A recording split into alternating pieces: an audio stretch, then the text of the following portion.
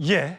자, 조국 대표, 조국 의원. 이제는 대법원 판결이 났기 때문에 의원 신분은 아니죠. 자, 먼저 세 글자. 송영원 대변인부터 한번 들어볼까요? 저건 너무 답이 당연한 것 같은데요. 수감될 자 아닙니까? 수감될 자. 비슷합니다. 예, 조금만 다르지만 비슷합니다. 김진욱 전 대변인. 글쎄요, 뭐 이제 곧 그 구치소로 들어갈 자 뭐 이런 거 아닐까요? 예, 준비했습니다. 예, 맞습니다. 내일 오전에 서울구치소로 들어가게 됩니다. 자, 조국 전 대표는 어떤 심경일까요? 과거에 내가 비록 수감된다 하더라도 이렇게 하겠다라고 얘기했었습니다. 들어보시죠. 뭐 감옥 가야죠.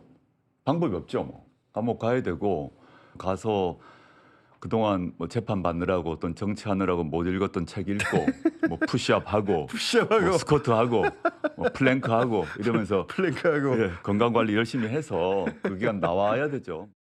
저를 대신하여 정권 교체를 이루고 제4기 민주정부가 수립되는 그날까지 지치지 않고 싸워주시겠습니까?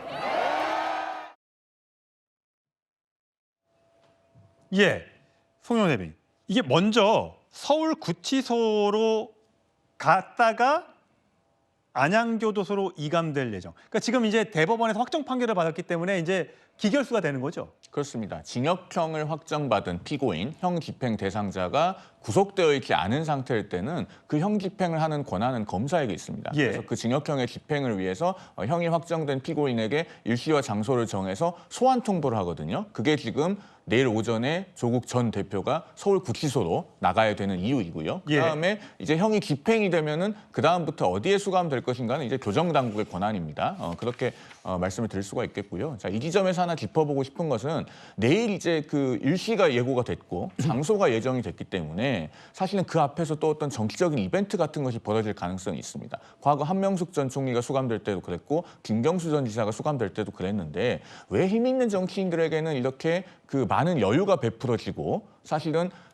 징역형이 일관되게 하급심에서 그 선고가 되는 경우에는 보통 2심 판결 나면서 법정 구속되는 경우가 대부분인데 예. 이런 예외들이 힘 있는 정치인들에게는 자꾸 발생하는가 이것에 대해서 많은 국민들께서 여전히 의문을 갖고 지켜보실 것이다. 저는 그런 말씀을 드리고 싶습니다. 예, 최선 평론가. 네. 조금 전에 김경수 전 지사나 한명숙 전 총리 얘기를 했습니다만 그들이 이렇게 수감될 때나 또 나올 때 역사의 법정에서는 무죄다라는 발언을 해서 굉장히 논란이 됐었던 적이 있지 않습니까? 네. 물론 내일 조국 대표가 들어가면서 어떤 일성을 낼지는 모르겠습니다만 지금 이 수감되는 그 이유가 그 범죄 혐의가 어떤 민주화 운동이나 뭐 이런 것들과 관련된 것은 아니지 않습니까? 그렇죠.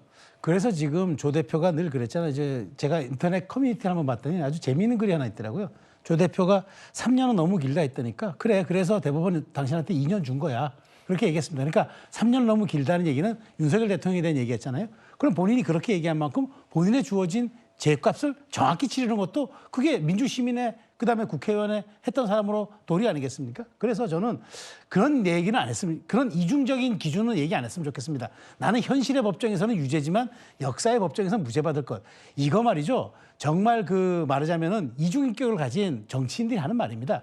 현실의 법정의 유죄면은 반성을 해야 됩니다. 그리고 역사의 법정에서 사면을 받아야죠. 근데 반성하지도 않고 마치 자기들은 나중에 역사에서 평가받을 거라고 이야기하는 그런 것 안 하고 깔끔하게 정말 그 가재, 붕어, 개구리도 행복하게 하는 나라였으면 좋겠다는 그런 본인의 마음을 가지고 내일 깨끗하게 2년 수감 생활 마치고 왔으면 좋겠습니다. 예. 사실 조국 대표가 SNS에 글을 이렇게 올렸습니다. 7시간 전이네요. 건강을 챙기고 깊은 성찰을 한 후에 돌아오겠다. 당원과 국민 여러분께서 조국의 부재를 메워주시리라 믿습니다. 사실 조국 전 대표, 조국의 적은 조국이다. 본인이 했던 SNS에 올렸던 글들이 다 부메랑이 돼서 본인한테 돌아왔었는데 조국 당시 법무부 장관 시절이죠. 2019년 8월에 제 딸이 문제의 논문 덕분에 대학 또는 대학원에 부정 입학했다는 의혹은 명백한 가짜뉴스다. 떳떳하다. 부끄럽지 않게 살았었다. 자식들은 많은 고민 끝에 문제된 서류와 연결된 학위와 자격을 모두 포기했다. 등등의 발언을 함으로써 반성하지 않은 것 아니야? 라는 그때 지적을 받기도 했었습니다. 어쨌든 대법원에서 확정 판결이 났고 또 죄값을 본인이 치르겠다고 했기 때문에 수감이 된다면 반성 후에 다시 이제 복귀가 되겠습니다만 오랫동안 정치 활동을 하기는 쉽지 않아 보입니다. 자, 김진욱 전 대변인. 하지만 박지원 의원의 일부 개인 의견이겠습니다만 풀어주겠다. 돌아올 것이다. 금방 사면 복권 될 것이다라고 얘기를 했습니다. 이건 뭐 당연히 아직 집권도 하기 전이고요. 또 당 지도부와 얘기한 것은 아니겠습니다만 아무리 개인적인 친분이 있다 하더라도 저렇게 또 오랜 경륜이 있는 정치인이 하는 얘기로선 부적절하다 이런 지적이 나오더군요. 박지원 그 의원의 뭐 어떤 개인적인 바램이라고 저는 보여지고요.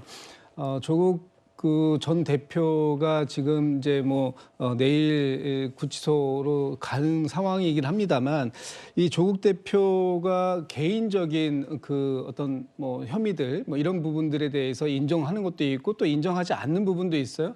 그러나 어쨌든 조국 대표는 이 대법원의 판결에 대해서 깔끔하게 인정하고 받아들여서 본인이 그 구치소로 가겠다, 감옥 가겠다 이런 부분 얘기하는 것이고. 다만 이 지점에서 저는 하나만 좀 짚고 가고 싶습니다. 예.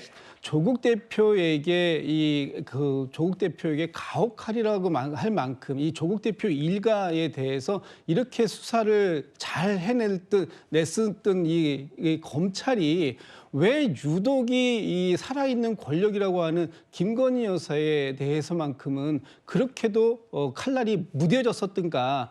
이것이 과연 법 집행의 형평성, 공정성 이런 부분들을 얘기할 수 있는 그런 상황일 것인가 하는 부분에 대해서는 한번 이 시점에 조국 대표의 이 상황을 빗대서 제가 검찰에도 한번 자문을 해보시라 이런 말씀을 꼭 좀 드리고 싶습니다. 예, 모든 법적인 잣대는 똑같이 적용돼야 하겠죠.